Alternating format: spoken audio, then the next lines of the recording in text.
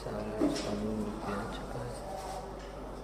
ચિત્સ્વાય ભાવે સર્વભાવાંતર છે વંદિતો સર્વસિદ્ધિ રામચંદ્ર વંદ્યતે ઉચ્છામિ સાય પાવન સત્યો.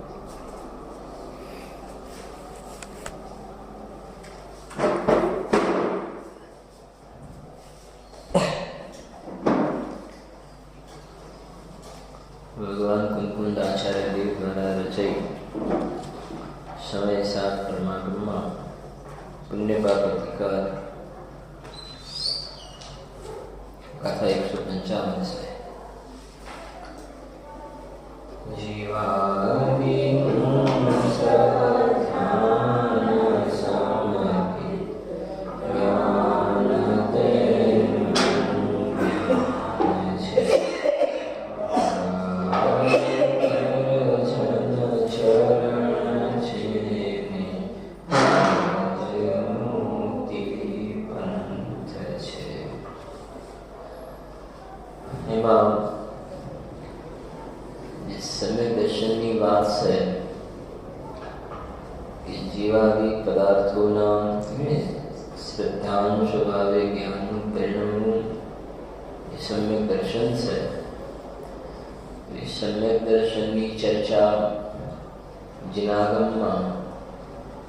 ઘણી બધી અપેક્ષાથી જોવામાં આવે છે.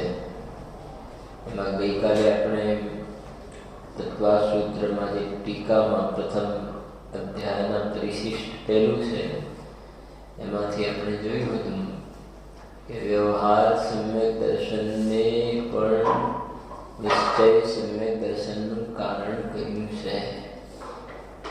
અથવા બીજી રીતે કહીએ તો સમ્યક દર્શન થવા પહેલાનું જે નવ તત્વનો વિચાર વગેરે છે એને પણ ભૂત નૈગમ નયથી વ્યવહાર સમ્યક દર્શન કહેવામાં આવે છે.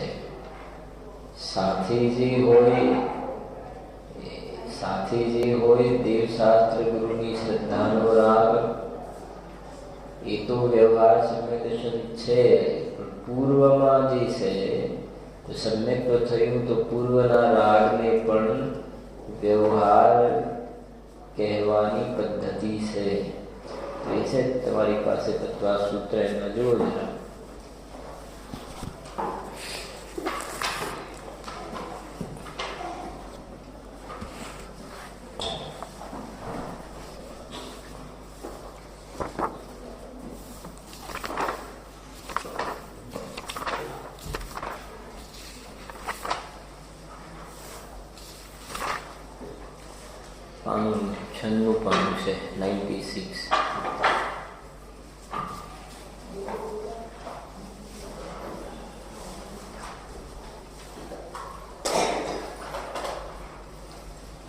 જો એમાં 96 પાનું છે. 96 નંબર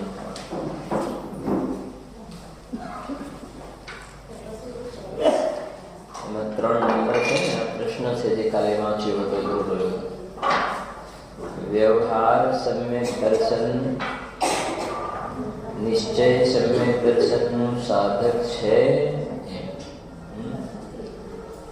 શું છે?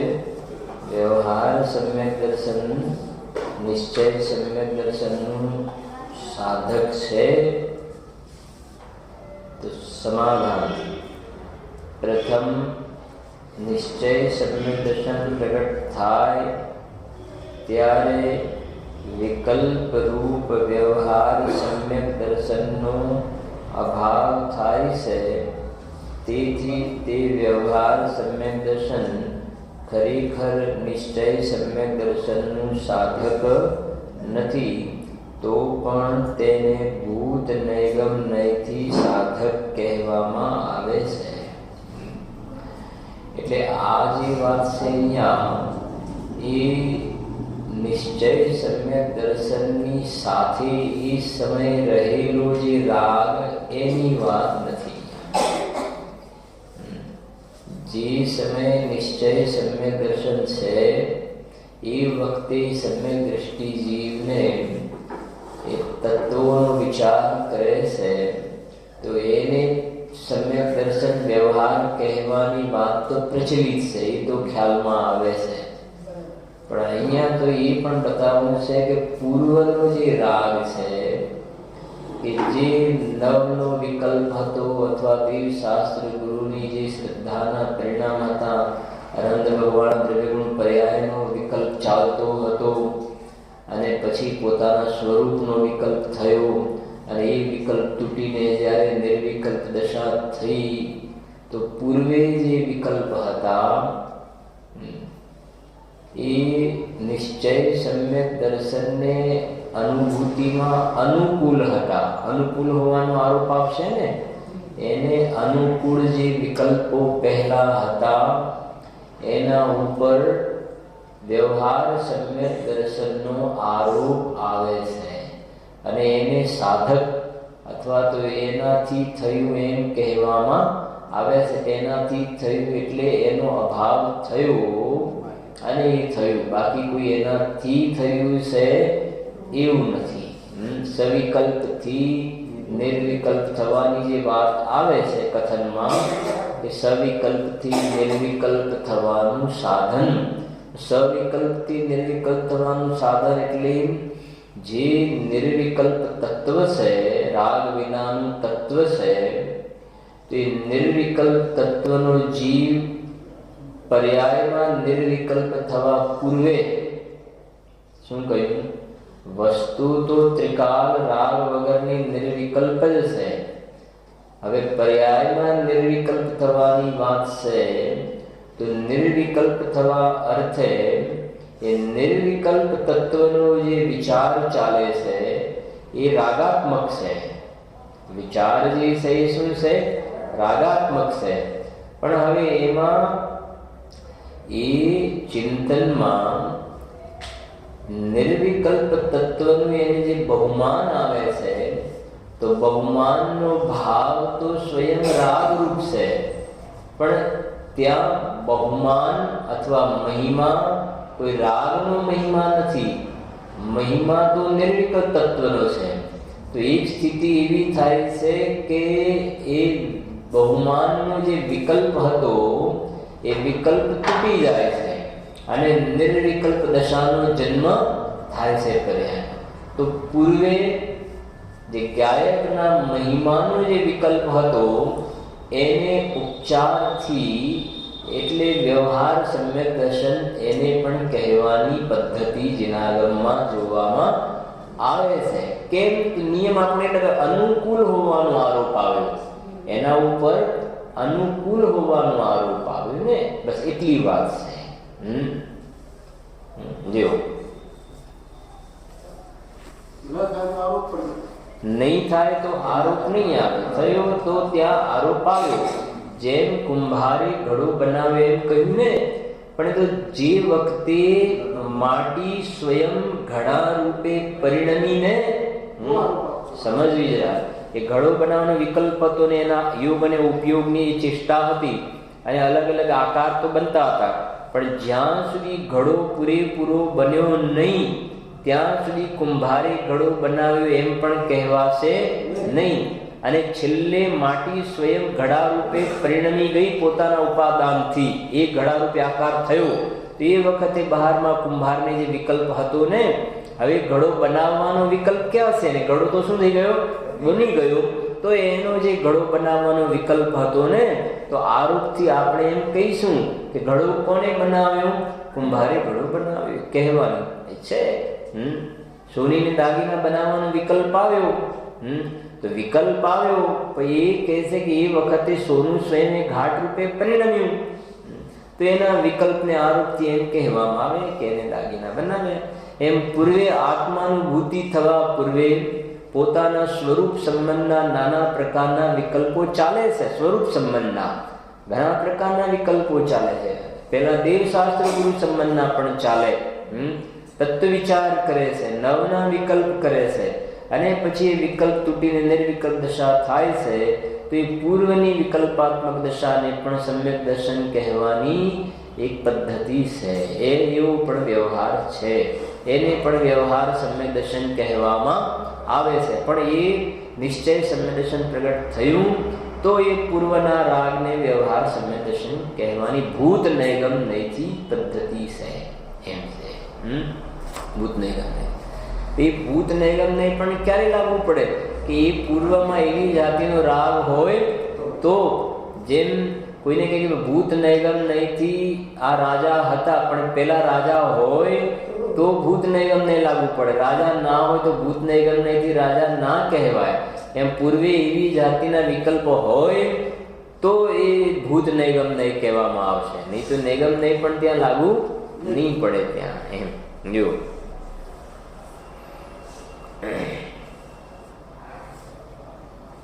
જેમ ભગવાન મહાવીર સ્વામી અત્યારે સિદ્ધ છે પણ એને તીર્થંકર કહીશું ને આપણે 24માં તીર્થંકર મહાવીર ભગવાન, તો એ કહે છે કે ભૂત નૈગમ નહીંથી એમને તીર્થંકર કહેવામાં આવે છે. તો હતા ને પહેલા એટલે કહેવામાં આવશે. એમ અનુભૂતિ થવા પહેલા એ વિકલ્પ હતા તો ભૂત નૈગમ નહીંથી કહેવાશે.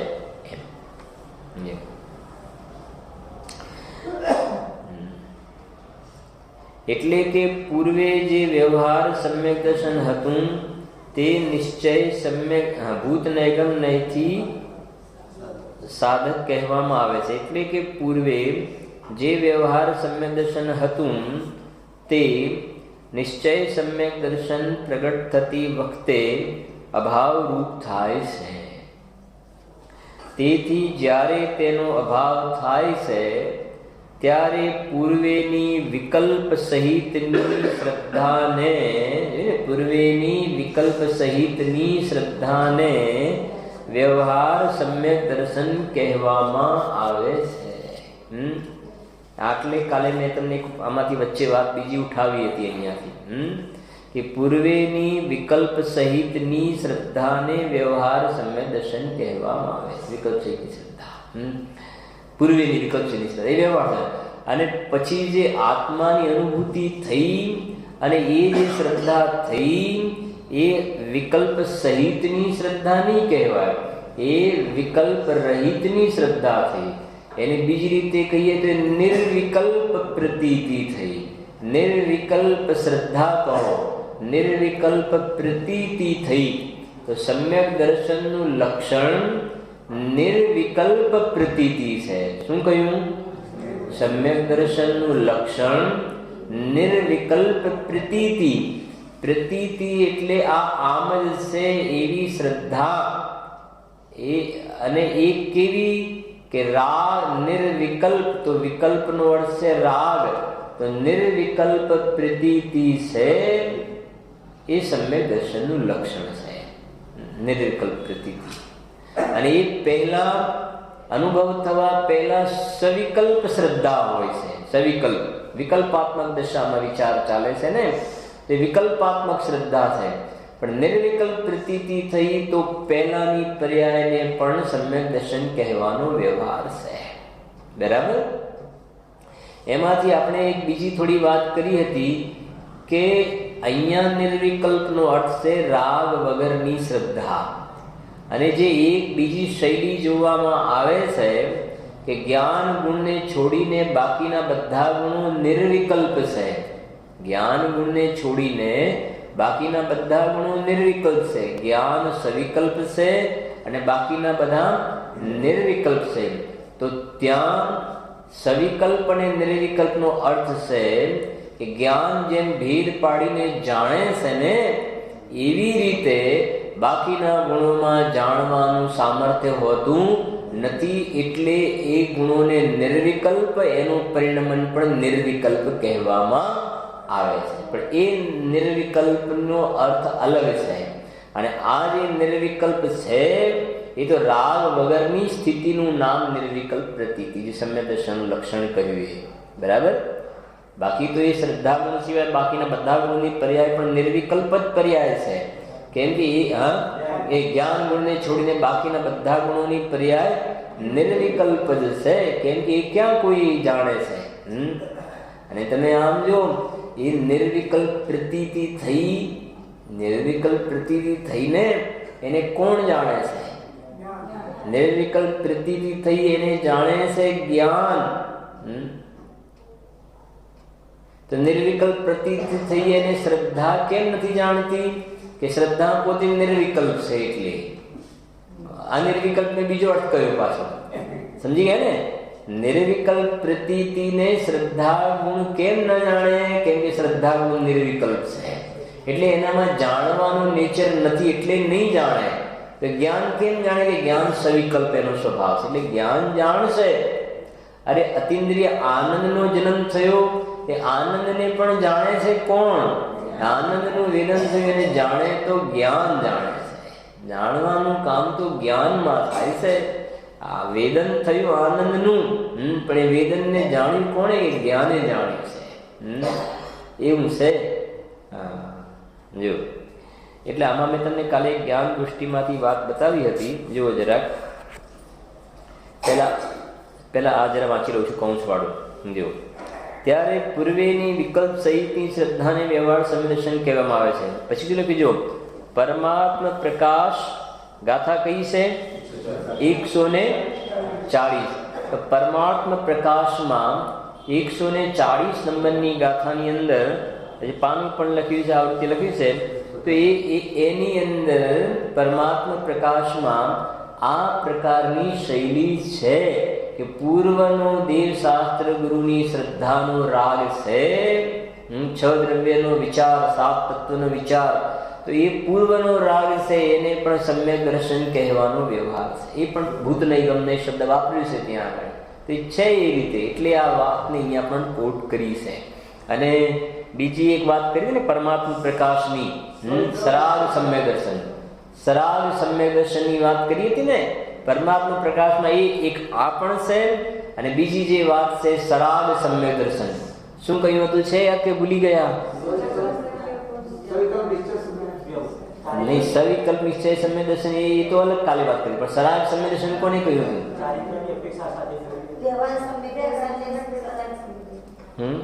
કે શ્રદ્ધા ગુણની જે નિર્મળ પર્યાય છે, શ્રદ્ધા ગુણની પર્યાય કે જે નિશ્ચય સમ્યક દર્શન આપણે જેને કહીએ છીએ, એ નિશ્ચય સમ્યક દર્શનને ગ્રહસ્થ દશામાં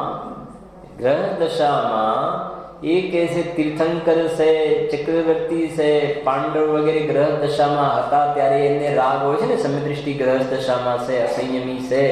અરે 4, 5, 6 સુધી લો કે રાગ છે. તો એ રાગનો આરોપ એ નિશ્ચય સમ્યક દર્શન ઉપર રાગનો આરોપ આપીને એ નિશ્ચય સમ્યક દર્શનને સરાગ સમ્યક દર્શન કહે છે. અને એ સરાગ કહીને પછી એને વ્યવહાર સમ્યક દર્શન કહ્યું. પછી પાછું એને સરાગને વ્યવહાર કે એને વ્યવહાર સમ્યક દર્શન કેમ કહ્યું? એ છે તો નિશ્ચય જ છે, તો નિશ્ચય જ, પણ વ્યવહાર એટલા માટે કહ્યું કે ચારિત્રની અંદર હજુ રાગ છે, હજુ વિતરાગ ચારિત્ર થયું નથી. એટલા માટે એ સમ્યક દર્શનને સરાગ સમ્યક દર્શન કહે છે. સરાગ સમ્યક દર્શન કહે છે અથવા એને વ્યવહાર સમ્યક દર્શન કહે છે. બરાબર સમજો. પછી જ્યારે 7મા ગુણસ્થાનમાં પ્રવેશ કરે છે, તો 7મા ગુણસ્થાનમાં પ્રવેશ કરે છે તો એ 7મું ને એનાથી ઉપર એ ચારિત્રનો દોષ રાગ હતો એ નીકળી ગયો ને. તો હવે એનું નામ સરાગ સમ્યક દર્શન ન કહેતા એને વિતરાગ સમ્યક દર્શન કહે છે. વિતરાગ સમ્યક. બાકી સમ્યક દર્શન શ્રદ્ધા અપેક્ષાએ તો પહેલેથી વિતરાગ જ હતું, પણ પેલા રાગનો આરોપ આપીને સરાગ કહ્યું, પછી રાગ નીકળી ગયો તો એને વિતરાગ કહ્યું. અથવા બીજી રીતે કહીએ તો રાગ હતો તો એને વ્યવહાર સમ્યક દર્શન કહ્યું, સરાગ કહીને વ્યવહાર કહ્યું. અને પછી એ રાગ મટી ગયો તો 7મામાં અને એનાથી ઉપર એને નિશ્ચય સમ્યક દર્શન કહ્યું. એને નિશ્ચય કહ્યું ત્યાં આગળ 7મા ને નિશ્ચય. તો નિશ્ચય કહ્યું તો શું ચોથામાં નિશ્ચય નહોતું?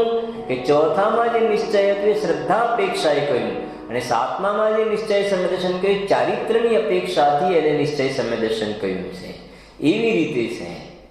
અને આ વાત પણ પરમાત્મા પ્રકાશમાં આવી છે. અને આજે મેં ગુરુદેવની સીડી પણ વાંચ્યું તો ખરું વ્યાખ્યાન, પછી જતા તમે આખે ગુરુદેવશ્રીના પ્રવચન સાંભળ્યા કે આ પણ સ્વામીજી જે આમ બહુ એકદમ શાંતિથી એક વાતને અને ત્યાં કહ્યું છે કે એ સમ્યક દર્શનને કામધેનુ કહે છે, કલ્પવૃક્ષ કહે છે, શું કહેવાય કામધેનુ, કલ્પવૃક્ષને ચિંતામણી.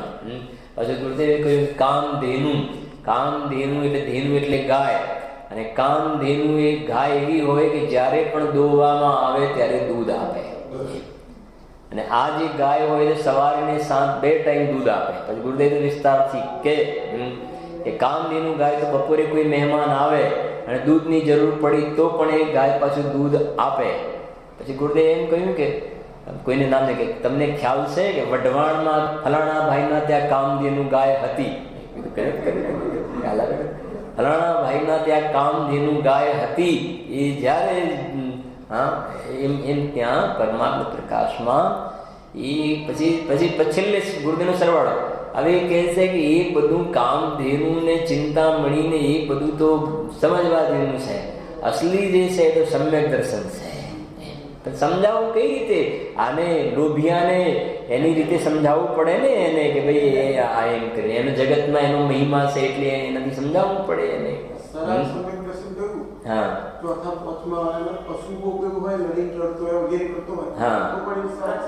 નહીં, લડાઈ લડતી વખતે તો એ રાગ તો અશુભ રાગ છે ને, પાપના. તો અશુભ રાગ છે એ વખતે રાગ ઉપર કોઈ નિશ્ચયનો આરોપ એના ઉપર નહીં આવે.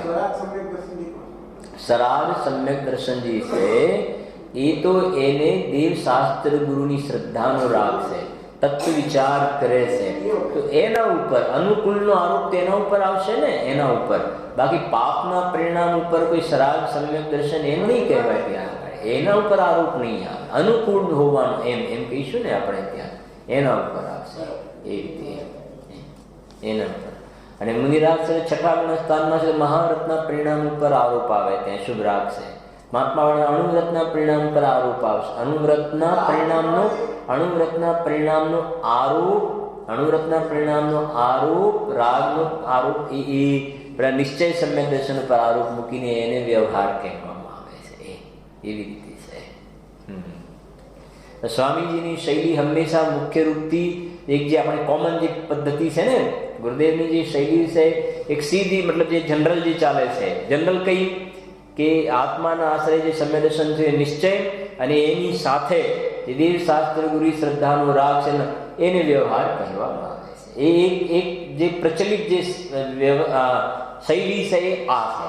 બાકી આ બીજા પ્રકારની શૈલી પણ ક્યાંક ક્યાંક જોવામાં આવે છે. તો આપણને એનું જ્ઞાન પણ હોવું જોઈએ કે જેથી કરીને ક્યાંય આપણને કન્ફ્યુઝન ના થાય, અથડામણ ન થાય સ્વાધ્યાયમાં એમ. એટલે બરાબર જો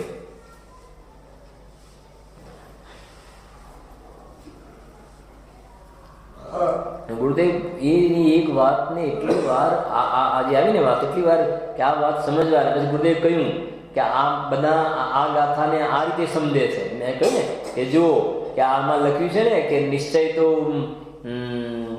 7માંથી ને પછી તો કે છે. અને ત્યાં બહુ સરસ વાત નહીં, પરમાત્મા પ્રકાશ આપણે અહીંયા પરમાત્મા પ્રકાશ કે 2-4 હશે ને પરમાત્મા પ્રકાશ ક્યાં હશે. તો એ એક પરમાત્મા એની અંદર પાછો પ્રશ્ન કર્યો છે કે જે છે ને પ્રભાકર ભટ્ટ શિષ્ય છે અને સંબોધન કર્યા છે કે એક બાજુ તો તમે કહો છો કે શુદ્ધાત્માની રુચિ એને નિશ્ચય સમ્યક દર્શન, તમે પહેલેથી તો એવું કહેતા આવ્યા છો કે શુદ્ધાત્માની રુચિ હોય એને નિશ્ચય સમ્યક દર્શન કહેવામાં આવે. સમજો, શુદ્ધાત્માની રુચિ હોય એને નિશ્ચય સમ્યક દર્શન કહેવામાં આવે. હવે તમે કહો છો આ તીર્થંકર વગેરે જીવોને ગ્રહસ્થ દશામાં નિશ્ચય સમ્યક દર્શન નહોતું, સરાગ સમ્યક દર્શન વ્યવહાર, તો તમે જે પહેલા કહ્યું શુદ્ધાત્માની રુચિ નિશ્ચય, એમાં ને આમાં તો વિરોધ આવે છે. આવો પ્રશ્ન, એમાં ને આમાં તો વિરોધ આવે છે. પછી ત્યાં સમાધાન કર્યું કે ના, એ જે શ્રદ્ધાની અપેક્ષા નિશ્ચય સમ્યક દર્શન છે એ તો બરાબર છે, પણ હવે અમે જે વાત કહેવા જઈ રહ્યા છીએ એ ચારિત્ર ગુણની મુખ્યતાથી નિશ્ચય વ્યવહારની વાત કરવા જઈ રહ્યા છે. એમ ખુલાસો છે અંદર આપી રીતે જો એ લખીને એટલા માટે. પછી જો કૌશમાં આ રીતે વ્યવહાર સમ્યક દર્શનથી નિશ્ચય સમ્યક દર્શનનું વ્યવહાર સમ્યક દર્શનથી નિશ્ચય સમ્યક દર્શનનું કારણ નથી, પણ તેનો અભાવ તે કારણ છે. વ્યવહાર સમ્યક દર્શન તે નિશ્ચય સમ્યક દર્શનનું કારણ પણ તેનો અભાવ એ કારણ છે. હવે આમ તમે જો અભાવ તે કારણ એટલે બીજી રીતે થાય કે અભાવ જેનો થાય એ પેલાનું કારણ ક્યાંથી હોઈ શકે? જેનો અભાવ થયો કારણ ક્યાંથી હોઈ શકે? તો વાસ્તવમાં એનું જ્ઞાન કરાવવાનું છે કે આ થયા પહેલા કોનો અભાવ થયો, બસ. બાકી એને આમાં કંઈ કર્યું છે એવું નથી. જેમ સમયસારમાં શૈલી છે ને કે સમુદ્રની અંદર જે તરંગો ઉત્પન્ન થાય છે એમાં પવનનું વાવવું એ નિમિત્ત છે. તો તરંગો તો ઉત્પન્ન સ્વયં પોતાથી થાય, એમાં પવનનું વાવવું એ સદભાવરૂપ નિમિત્ત છે, સદભાવરૂપ. અને તરંગ નથી ઉઠતા, શાંત સમુદ્ર છે, તો એ કહે છે કે લહેર ઉત્પન્ન નહીં થવામાં નિમિત્ત કોણ છે? કે પવનનું ન વાવવું. સમજી ગયા ને? પવનનું ન વાવવું એ નિમિત્ત કહ્યું. તો ન વાવવું એ અભાવરૂપ નિમિત્ત છે. અભાવ, એનો અભાવ એ નિમિત્ત છે. એવી રીતે અહીંયા પણ કહે છે કે સમ્યક દર્શન પ્રગટ થયું, એમાં પૂર્વે જે વિકલ્પ હતો તત્વ સંબંધનો એનો અભાવ થયો ને, તો અહીંયા થયું તો એ અભાવરૂપ નિમિત્ત છે. સમજવી વાત બરાબર, શાંતિથી સમજો કે સમ્યક દર્શન પ્રગટ થયું તો એ વખતે પૂર્વે તો વિકલ્પ હતા. સમ્યક દર્શન પ્રગટ થયા પછી પણ દેવશાસ્ત્ર ગુરુની શ્રદ્ધાનો રાગ વગેરે છે, તો એના ઉપર પણ વ્યવહારનો આરોપ આવશે. પણ પેલો પૂર્વચર વ્યવહાર હતો અને આ સહચર વ્યવહાર છે. પેલો પૂર્વચર અને આ કેવો છે? સહચર વ્યવહાર છે. એમ બરાબર સમજવું જોઈએ ભાઈ. અને જ્યારે આગળ વધતા સિદ્ધ દશા પ્રગટ થાય છે એ વખતે પૂર્વચરનો વ્યવહાર પણ નીકળી જાય છે, સહચર વ્યવહાર પણ નીકળી જાય છે. અને સિદ્ધ ભગવાનને આગળ મોક્ષમાં પ્રકાશકના છેલ્લે મોક્ષમાં પ્રકાશકની અંદર જે ઉપાદાન નિમિત્તની ચિઠ્ઠી કે અંદર છે કે એમને વ્યવહારાતીત કહ્યા. સિદ્ધ ભગવાનને કેવા કહ્યા? વ્યવહાર અતીત, એટલે પૂર્વે વ્યવહાર હતો, હવે એમને કોઈ જાતિનો પૂર્વચર કે ઉત્તરચર વાળો વ્યવહાર નથી. એમ જો હવે આમાંથી પછી બતાવું છું તમને, આ જ્ઞાન દૃષ્ટિમાંથી જોઈએ છે. એની ઉપર જુઓ તમે 10 નંબર છે ને, વ્યવહાર સમ્યક દર્શનની વ્યાખ્યા. વ્યવહાર સમ્યક દર્શનની વ્યાખ્યા એમાં નંબર 1 છે 5 અસ્થિકાય 6 દ્રવ્યો તથા જીવ ઉદ્ગલના સંયોગી પરિણામોથી ઉત્પન્ન થતા આશ્રવ, બંધ, પુણ્ય, પાપ, સંવર, નિર્જરા અને મોક્ષ એ રીતે નવ પદાર્થોના વિકલ્પ રૂપ વ્યવહાર સમ્યક્ત્વ છે. નવ પદાર્થોના વિકલ્પ રૂપ શું છે? વ્યવહાર સમ્યક્ત્વ. આધાર છે પંચાસ્તિકાયનો, બરાબર.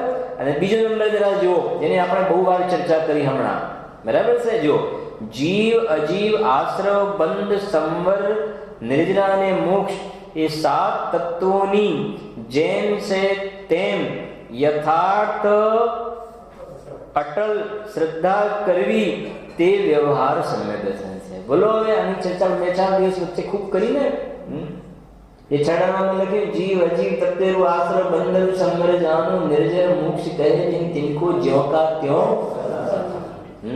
7 तत्वની જેમ સેમ શ્રદ્ધા કરવી. કયું સમ્યક દર્શન છે?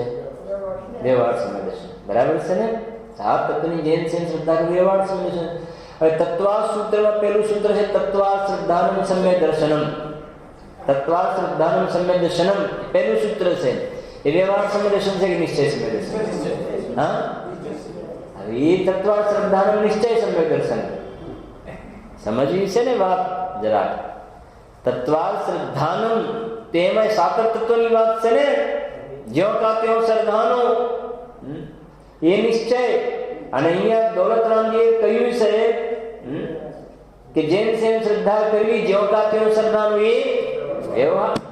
કેમ? પંડિતજી છે એટલે વ્યવહાર અને પેલા આચાર્ય છે એટલે નિશ્ચય. તો કેમ? શા માટે? શા માટે? કેટલા માટે? કે દોલતરામજી સ્વયં પોતે લખી છે આ વાત કે અબ વ્યવહાર મોક્ષ મગ સુનિએ હેતુ નિયત કો હોય. 3 લાઈનમાં તો એમને નિશ્ચય સમ્યદર્શન જ્ઞાન ચારિત્રની વાત કરી, પછી લખી અબ વ્યવહાર મોક્ષ મગ સુનિએ. પછી એમને વ્યવહારમાં પેલી સમ્યદર્શનની વાત ફાઇલ ખોલી સીધી કે જીવ અજીવ તત્વેરુ આશ્રય બંધરુ સંવર જાનો નિર્જર મોક્ષ કહે જીન તિनको જ્યો કા ત્યો શ્રદ્ધા.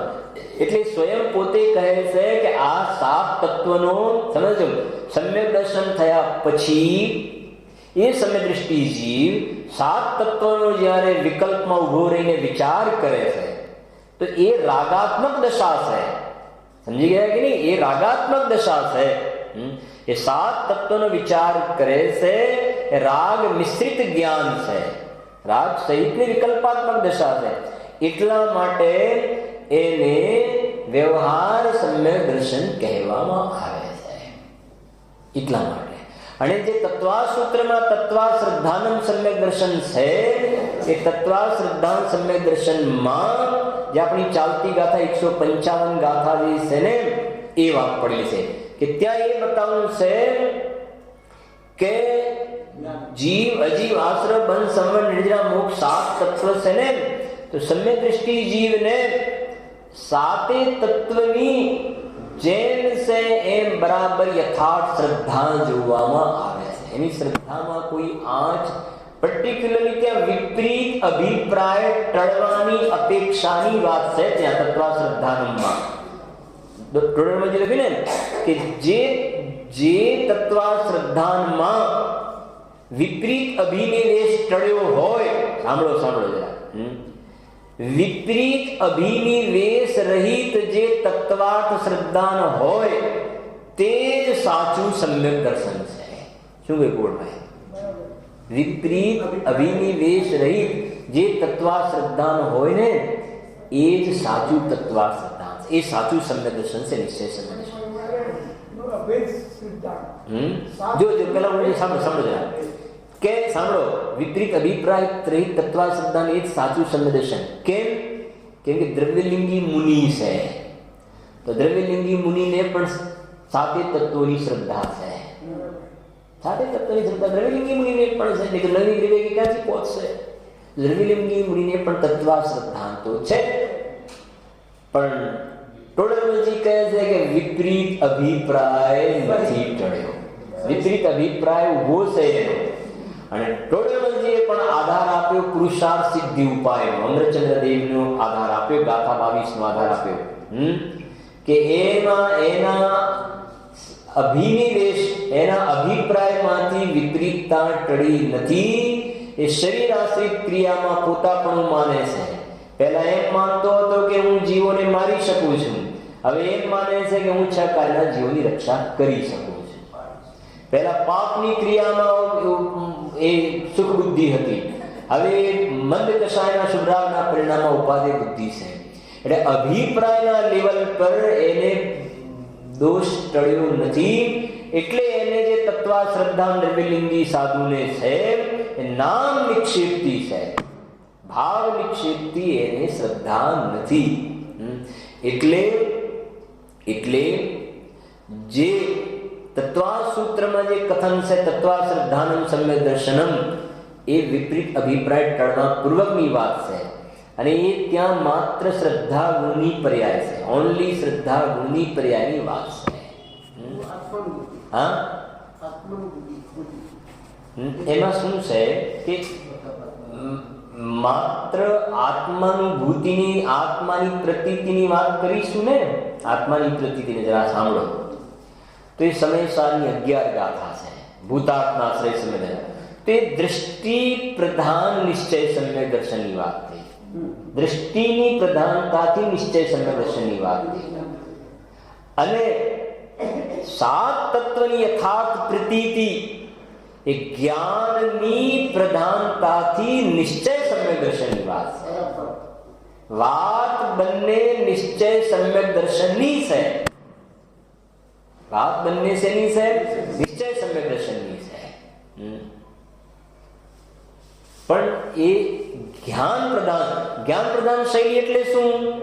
જ્ઞાન પ્રધાન શૈલી એટલે કે આ આત્માને, જે ગાથામાં જે શબ્દ પડ્યા છે, આત્માને આત્માની શ્રદ્ધા થઈ, પર્યાયમાં આત્માની શ્રદ્ધા થઈ તો એ વખતે રાગ દુઃખદાયક છે એવી શ્રદ્ધા થઈ કે ના થઈ? થઈ ને. રાગ દુઃખદાયક છે એવી શ્રદ્ધા થઈ. આ શરીર છે, ભલે શરીર ખબર, પણ આ મારાથી ભિન્ન છે એવી શ્રદ્ધા થઈ કે ના થઈ? થઈ ને. હવે રાગ દુઃખદાયક સેવી શ્રદ્ધા થઈ તો શ્રદ્ધા તો થઈ ને, પણ એ શ્રદ્ધાથી જાણ્યું કોને? જ્ઞાને જાણ્યું ને. તો જ્ઞાને જાણ્યું એટલે જ્ઞાનની પ્રધાનતાથી સમ્યક દર્શનની વ્યાખ્યા થઈ. જાણવાનું કામ જ્ઞાન કરે છે. અને જ્ઞાને જાણ્યું એટલે શ્રદ્ધાએ આશ્રમની પ્રતીતિ નથી કરી એમ નથી. ગુણવંતભાઈ સમજો, શ્રદ્ધાએ આશ્રમની જેમ છે એમ પ્રતીતિ નથી કરી એવું નથી. શ્રદ્ધાએ તો આશ્રમની જેવી છે એવી પ્રતીતિ છે, એટલે બરાબર કે આમ જ છે દુઃખદાયક એવો પ્રતીતિ ભાવ બરાબર છે. પણ એની લેંગ્વેજ જ્ઞાન તરફથી છે. એક્સપ્લેન કોણ કરે છે? એ શ્રદ્ધાને સમજાવે છે. જ્ઞાનના તરફથી શ્રદ્ધાના સ્વરૂપને સમજાવવામાં આવે છે. નહીં તો શ્રદ્ધા એવી નથી ને જ્ઞાન કહે છે તો જ્ઞાન ખોટું કહેવાશે. તો જ્ઞાન ખોટું, એક શ્રદ્ધા એવી છે એ પ્રમાણે જ્ઞાન કહે છે. અને ખાલી એટલે આત્માની શ્રદ્ધાને સમ્યક દર્શન કહ્યું ને, એ તો દ્રષ્ટિની પ્રધાનતા, જે દ્રષ્ટિનો વિષય કહીએ છીએ, દ્રષ્ટિનો વિષય. એટલે હા, પાવરફુલ તો બે છે, સમજો, પાવરફુલ બે છે. પણ જ્યારે પ્રથમ ભૂમિકામાં પોતાનું પ્રયોજનની સિદ્ધિ કરવી છે ને, પ્રયોજન એટલે આશ્રય કરવા યોગ્ય તત્વની મુખ્યતાથી વાત કરવામાં આવશે. આશ્રય કરવા યોગ્ય તત્વની મુખ્યતાથી કે આ સાતે તત્વની શ્રદ્ધા થઈને, પણ એમાંથી આશ્રય કરવા યોગ્ય તત્વ કયું છે? આશ્રય કરવા યોગ્ય તત્વ તો જ્ઞાયક ભાવ છે. તો આની પણ શ્રદ્ધા છે ને પેલાની પણ બાકીના તત્વ છે તો જાણવાની મુખ્યતા છે, આશ્રય કરવાની મુખ્યતા નથી. જ્યારે આ આશ્રય કરવાની મુખ્યતા, એટલે મુખ્યતા આની રહેશે, એને આશ્રય કરવાની હશે. એટલા માટે બાકી થાય છે તો બધાની શ્રદ્ધા છે ત્યાં. ગુરુદેવજી કહેતા હતા, જે ભાવે તીર્થંકર નામ કર્મની પ્રકૃતિનો બંધ થાય એ ભાવ અપરાધ ભાવ છે. તો હું તમને કહું છું કે એમને આશ્રય તત્વની શ્રદ્ધા છે કે નહીં? પછી બોલો, એ જે બુલંદ અવાજે સ્વામીજી જે કહેતા હતા એ વજન શ્રદ્ધા. અને એ વખતે જ્ઞાન પણ છે. શ્રદ્ધાને જ્ઞાન નથી એવું પણ નથી, પણ શ્રદ્ધા પણ છે. અરે વધારે તમને શું કહું, જરા સાંભળો. આપણે 2-4 દિવસ પહેલા વાંચ્યું હતું, તમને ખ્યાલ હોય કે સમ્યક દ્રષ્ટિ જીવ છે ને એને 7 તત્વની શ્રદ્ધા કહી અથવા 9ની કહી. કેવલી ભગવાનને કેટલા પદાર્થોની શ્રદ્ધા છે? બોલો, 9ની છે કે અનંત પદાર્થોની? બોલો, કેવલી ભગવાનને 7ની છે, 9ની કે વધારે? બોલો. અરે કેવલી ભગવાનને 7ની નહીં. જગતમાં અનંતાનંત પદાર્થો છે ને, જગતમાં જેટલા પણ પદાર્થો છે બધા પદાર્થોનું જેવું સ્વરૂપ છે એની પ્રતીતિ પૂર્વક જાણે છે. પ્રતીતિ પૂર્વક જાણે છે. મેં તમને એના માટે દ્રષ્ટાંત આપેલું, જો યાદ આવતું હતું. સોનીના ત્યાં આપણે ગયા દાગીનો લઈને, કે આમાં કેટલું સોનું છે ને કેટલી ચાંદી છે ને પિત્તળ છે ને, તો સોની પણ કે છે લગભગ એમ કે છે ને 99% કસોટી પર કસીને કે અંદાજે આટલું કહેવાય. ભગવાનના જ્ઞાનની વાત કરીએ, એમની શ્રદ્ધાની પણ વાત કરીએ, કેમ કે એનું શ્રદ્ધાગુણનું પણ ફંક્શન તો છે ને, તો એ એમને બરાબર પ્રતીતિ છે, વિશ્વાસ. પ્રતીતિનો બીજો વિશ્વાસ. એ કહે છે કે બરાબર એને વિશ્વાસ નથી, ભાઈ અમને વિશ્વાસ છે તમારા ઉપર, તમે જે કહો એ બરાબર. છોડીને કે ભાઈ અમને તમારા પર વિશ્વાસ છે. તો એ કહે છે ભગવાન એમના જ્ઞાનમાં જેમ છે બરાબર જાણવાની સાથે પ્રતીતિ પણ છે, પણ એ અપ્રયોજનભૂત પદાર્થો છે. એ વાત ઇમમટીરિયલ છે, અપ્રયોજનભૂત. પણ એ પ્રતીતિ, મારે પ્રતીતિનો શું કહેવાય, એનો પ્રતીતિનો વિસ્તાર, પ્રતીતિનો વિસ્તાર એકમાત્ર ત્રિકાલીની શ્રદ્ધા એટલો જ નથી, છે આ પ્રકારે પ્રતીતિનો વિસ્તાર છે ભાઈ. કેમ જગતના આનંદના પદાર્થોને જાણે છે તો એની પ્રતીતિ પણ છે કે નહીં? જાણે છે તો પ્રતીતિ પણ છે. અને તમને બહુ સરસ પ્રશ્ન ઉઠાવ્યો છે એક, તમને કાળો મોક્ષમાં પ્રકાશન છે તમારી પાસે, 2-4 મિનિટ છે આપણે, અને છે 6-7 મિનિટ છે ને. એક સરસ પ્રશ્ન ઉઠાવ્યો છે ચોથા અધિકારની અંદર.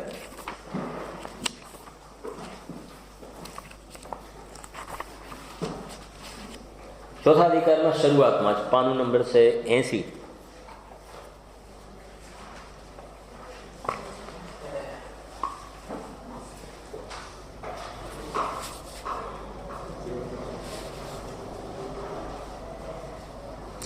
जो प्रश्न से नीचे प्रश्न से केवल ज्ञान विना सर्व पदार्थ यथार्थ भासता नहीं। बात तो बराबर है। केवल ज्ञान विना બધું બરાબર ખબર પડશે નહીં, ખબર પડે ને। અને યથાર્થ ભાષ્યા વિના યથાર્થ શ્રદ્ધાન પણ ના હોય તો મિથ્યા દર્શનનો ત્યાગ કેવી રીતે બને? એટલે એનું એમ કહેવું છે કે અમને પહેલા કેવલ જ્ઞાન થઈ જાય અને બધા પદાર્થો જેમ જેમ બરાબર ખ્યાલમાં આવી જાય પછી અમે એની શ્રદ્ધા કરીએ, પછી અમે સમય દર્શન થાય। પહેલા કેવલ જ્ઞાન પછી સમય દર્શન થાય। આ એનો પ્રશ્ન છે, ખ્યાલ આવે ને? કેમ કે ત્યાં સુધી બધા પદાર્થો લખે ને, બધા પદાર્થો યથાર્થ ભાસતા નથી। એનો મતલબ એ થયો કે કેવલી ભગવાનને બધા પદાર્થો યથાર્થ ભાષે છે, નક્કી થઈ ગયું। આપણે તો એ શોધવું છે, આપણે જે પ્રકરણ છે એ યથાર્થ ભાષે છે। કેવલ જ્ઞાનને યથાર્થ પદાર્થો ભાસતા નથી। એને મતલબ કેવલી ભગવાનને બધા પદાર્થો યથાર્થ ભાષે છે। તો ટોટલ એટલે એનું કહેવું છે કે બધા પદાર્થો યથાર્થ ભાસતા નથી અને ત્યાં સુધી અમારે મિથ્યા દર્શનનો ત્યાગ કર્યો। તો ટોટલમાં પછી આગળ જવાબ આપે છે, સાંભળ, ભલે બધા પદાર્થો યથાર્થ ભાષે કે ના ભાષે એના સાથે કોઈ મતલબ નથી, પણ પ્રયોજનભૂત જે સાત જે છે એનું બરાબર યથાર્થ ભાષણ હોવું જોઈએ। જો તને એનું યથાર્થ ભાવ ભાષણ છે તો તું મોક્ષ માર્ગી છે, અને એનું યથાર્થ ભાવ ભાષણ નથી તો તે મિથ્યા દ્રષ્ટિ છે। પછી લખીએ ને આગળ જાણ, ત્રિયંચના જીવને નામ ના આવડે, નામ ના આવડે પણ યથાર્થ ભાવ ભાષણ છે તો સમ્ય દ્રષ્ટિ છે। અને 11 પૂર્વનો પાઠી છે, પાણીના રેલાની જેમ બધા શાસ્ત્રોને ગાથાઓ ફટાફટ બોલી જાય, બોલો બધું બોલે, પણ ભાવ ભાષણ નથી પ્રયોજનભૂત તત્વનું, તો એ મિથ્યા દ્રષ્ટિ છે। જીવાદિ પ્રયોજનભૂત તત્વ સર્વે તિન માહી, એ વાત આવી લો। ભાઈ જીવનમાં વધારે શું કહું, મોક્ષમાં પ્રકાશક અને સમયસાર વારંવાર વાંચવા જેવા ગ્રંથ છે, વારંવાર વાંચવા જેવા ગ્રંથ છે। ગુરુદેવ સમજો કે સંપ્રદાયમાં હતા ને એમના ગ્રંથ મળી ગયા, એમનું મતલબ અંદરમાંથી કેટલો જે કહેવાય ને એમનું બીજી રીતે કહેવાય પુણ્ય ફાટ્યું કહેવાય કે એમની સંપ્રદાયમાં ગ્રંથ મળી ગયા, અને આપણે એનો સ્વાધ્યાય નહીં કરીએ તો હા અરે ખરેખર એ વાત ખાલી કહેવા માટેની વાત નથી આ, પણ વાસ્તવમાં એ વાત રિયલાઇઝ થાય છે। જેટલી પણ વાર વાંચીએ છીએ એટલી વાર એટલી વસ્તુ નવી નવી જાણવા મળે છે કે એ છે ભાઈ, આ ગમવી જોઈએ વાત। મેં હમણાં કાલે પરમથી જતી વખતે રસ્તામાં કહ્યું હતું કે આપણા છોકરા છોકરીના વ્યભિચાર કરવાના હોય ને તો આપણે કહે છે પહેલા એકબીજાને દૂરથી જોઈ લો જરા, તમને ગમે છે કે નહીં પછી આપણે આગળ વાત કરીએ। પહેલા ગમે છે કે નહીં પહેલા જોઈ લો પછી આપણે આગળ વાત કરીએ, પછી ગમે તો પછી આગળ વધવાની વાત થાય, પુણ્યનો ઉદય હોય તો એને થઈ જાય, બરાબર? એમ અહીંયા પણ પહેલા આ વાત શું થવી જોઈએ, ગમવી જોઈએ। અને જો હવે પેલા એકબીજાને જોયા પછી ગમે છે એમ કે તો પછી એના માટે આગળ ફોલોઅપ થાય કે ના થાય? થાય ને। કેમ ફોલોઅપ થાય છે? ગમે છે। હવે થોડી વાત કડક હવે છે, આપણે ઘરે સ્વાધ્યાય આનો કરતા હોઈએ તો સમજવું કે આપણને આ વાત ગમે છે, અને નથી સ્વાધ્યાય કરવાના ભાવ થતા તો સમજવું કે શું સ્થિતિ છે આપણે। અને વાત સાથે આનંદની એ પણ છે, એ પણ કાલે અમારે જતા વાત થઈ હતી રસ્તામાં કે આટલી ઠંડીની મોસમમાં, અત્યારે તો ઠંડી એવી છે ઘરની બહાર નીકળવાનું કોઈ ઘેર ગયા પછી દુકાનેથી ઓફિસેથી સાંજે ઘરમાં બેઠા પછી કોઈ નીકળવાનું જલ્દી નામ ન લે, છતાં પણ આવા નાના ગામમાં આટલા વ્યક્તિઓ સ્વાધ્યાયમાં આવે છે તો કોઈ એમ નથી આવતા। એક વાત સમજો, કોઈ ટાઈમ પાસ કરવા ઘેરથી અહીંયા આવે છે એવું નથી, પણ અંદરમાં એક જિજ્ઞાસા છે કે આ વાત સમજવા જેવી છે। અને આમાં કોઈ રાજા રાણીની વાતો નથી કહેવામાં આવતી, આ તો બિલકુલ બુદ્ધિને કસવાની વાત કહેવામાં આવે, છતાં પણ જીવો ઘરેથી અહીંયા આવે છે સાંભળવા માટે। એ અંદરમાં એક જિજ્ઞાસા છે કે ભાઈ આ સિવાય બીજો કોઈ છૂટવાનો માર્ગ નથી, એવી એક જિજ્ઞાસા છે, એ પણ આ જીવના માટે આગળ જતા રસ્તો ખોલે એવા એના પુણ્ય બંધાય છે એની સાથે। એવું નથી હોતું કે ભાઈ આ બધું એમને મીડે જાય છે એવું નથી. હા, દેખાદેખીથી નથી આવતું કોઈ. અત્યારે જે આવે છે પર્યુષણ પર્વમાં જે આવે ને, એ તો કોઈ નહીં જઈએ તો કોઈ શું કે છે, નહોતા આવે. અત્યારે કોઈ નહીં આવે તો કોઈ કહેવા વાળું નથી, કેમ કે જે કહેવા વાળા છે એ નહીં આવતા અત્યારે તો. એટલે તો પ્રશ્ન નથી ને અત્યારે તો. હા, અત્યારે જે આવે છે પરંપરાથી આવે ને, પરંપરાથી. એટલે જ ને એમ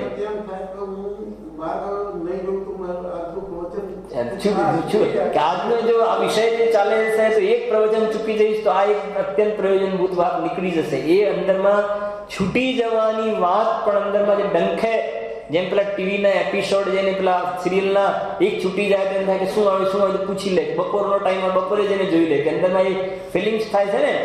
એમ એક વ્યાખ્યાન છૂટી જાય તો શું ચાલી ગયું હશે, એ જે અંદરમાં ડંખ જે છે એ આજે ગયું આજે છૂટી ગયા તો એ અંદરમાં એની જે તત્પ્રીતિ ચિત્તેના એમાં અંદરમાં પ્રસન્નતા છે આ વાત સાંભળવાની. અને એનાથી જીવને પુણ્ય પણ ઊંચાવે. કેમ કે આવા હા હવે અહીંયા તો કઈ છે નહીં એવું કે ચલો ભાઈ હા એમ હા એ છે. હા જુઓ ભાઈ લઈશું. હવે સમય તો થઈ ગયો છે આપણો. જ્ઞાન પ્રદાન પ્રાથમિક ભૂમિકામાં જ્ઞાન પ્રદાન શૈલી